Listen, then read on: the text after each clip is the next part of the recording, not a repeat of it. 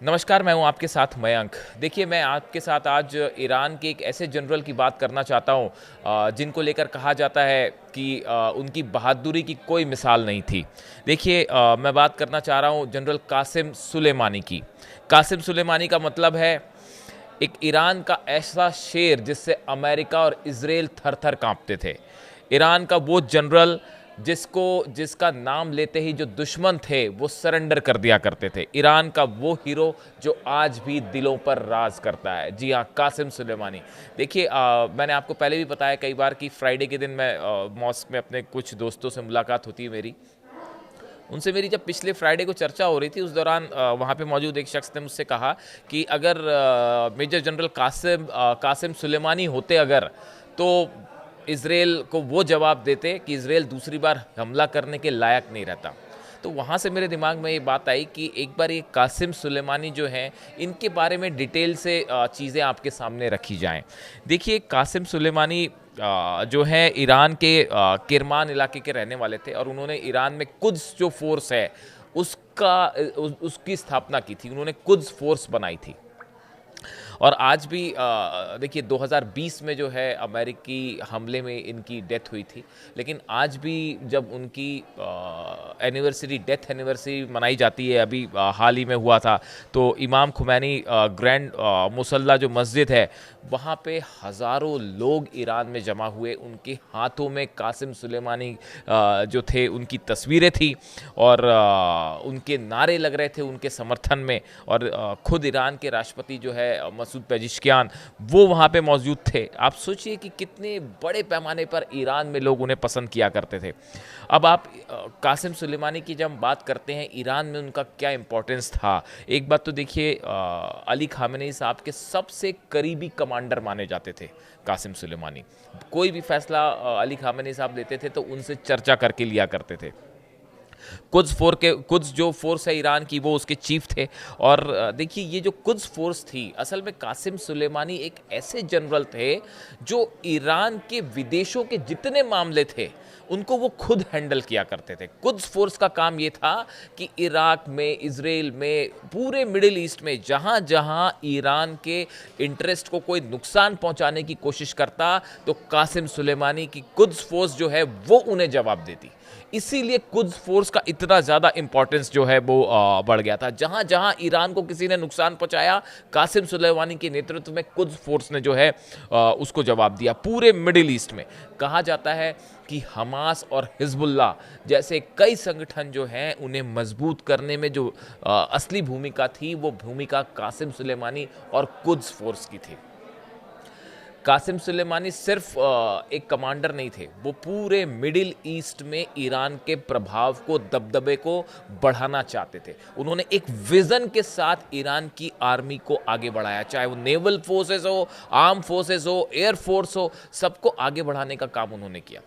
देखिए, ये कहा जाता था कि असली विदेश मंत्री ईरान का कोई है तो वो कासिम सुलेमानी है। विदेश मंत्री का अलग दो ओहदा होता है, उस समय की बात है जब उनके पे हमला हुआ, उसके पहले ये बात कही जाती थी कि कोई भी विदेश मंत्री हो, लेकिन ईरान की जो फॉरेन पॉलिसी है वो कासिम सुलेमानी डिसाइड करते थे। और देखिए, उसका नतीजा आज देखिए आप, ईरान की जो विदेश नीति है, मैं अक्सर अपने वीडियो में कहता हूँ कि ईरान जो है अपनी विदेश नीति में बिल्कुल नहीं दबता है, हमेशा जो है 1-to-1 लेवल पे बात करता है। एग्रेसिव फॉरेन पॉलिसी है। उनके जो विदेश मंत्री हैं अब्बास अराक्ची साहब, उनका बड़ा बैलेंस एटीट्यूड होता है।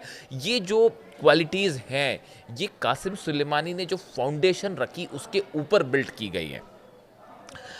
ये भी लोग कहते हैं कि अगर कासिम सुलेमानी साहब जिंदा होते तो बशर अल असद को कोई सीरिया से नहीं हटा पाता, ना अमेरिका, ना इसराइल, ना कोई देश। वो इतना बशर की सरकार जो मजबूत करने का काम किया, वो कासिम सुलेमानी ने किया। वो पूरे विजन के साथ चलते थे कि कौन से संगठन उनके मददगार हैं, उन्हें कैसे मजबूत किया जाए।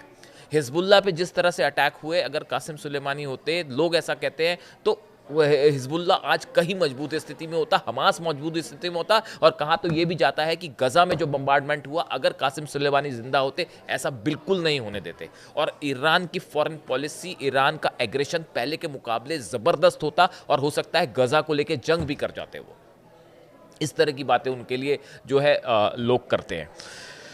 देखिए आज उनकी जो मौत जो हुई, उनकी शहादत हुई, जो ईरान में लोग कहते हैं 2020 में इराक में एक ड्रोन अटैक में उनकी जो है मौत हुई। उस समय डोनाल्ड ट्रंप राष्ट्रपति थे। और आप उनकी ताकत का इस बात से अंदाज़ लगाइए कासिम सुलेमानी की कि खुद राष्ट्रपति डोनाल्ड ट्रंप ने इसका ऐलान किया था और उसकी तस्वीरें भी जारी की थी कि ईरान के कमांडर कासिम सुलेमानी की डेथ हुई है हमले में।